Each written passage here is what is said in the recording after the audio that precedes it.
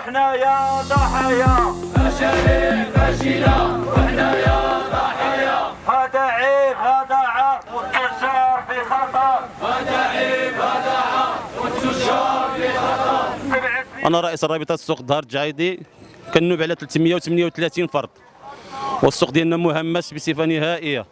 عينا بطلبات اللقاء، عينا بالتواصل مع المسؤولين، لا مبالاة.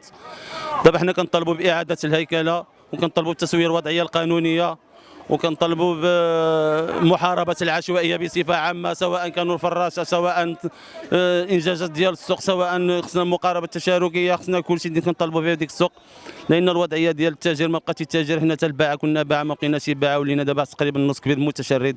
حنا كنطالبوا إعادة الهيكلة والتسوية الوضعية القانونية. قالوا لنا غتجي الشركة وغتعدل لكم المحل بالريد وبكل شيء. مشيو فتحوا الحساب في البنكه ودوزوا 370,000 فرنك وراه تعدل لكم المحل.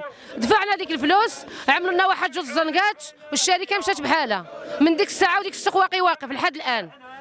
هو 370 تعدل جوج زنقات، جوج المترو على جوج المترو. هضره المنكر هذا. ودابا مطلوب خلص العساس. واش حنا ما خدامين شي نخلصوا البراكه بحال اللي شارينها.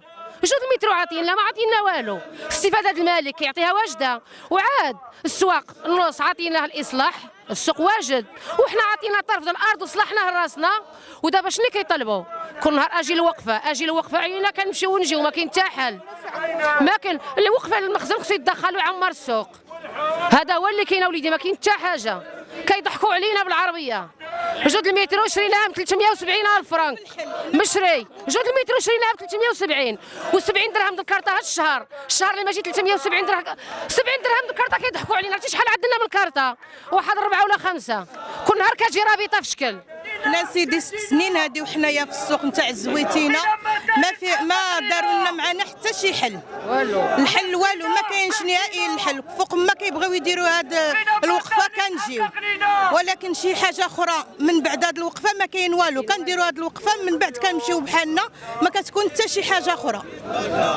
حنايا بغينا داك السوق يزيد يصلحوه لنا. حنايا دفعنا فيه رنيوق جوفنا، خسرنا فيه زباله فلوس، ما كملوا لنا صليح، ما داروا لنا حتى شي حاجه.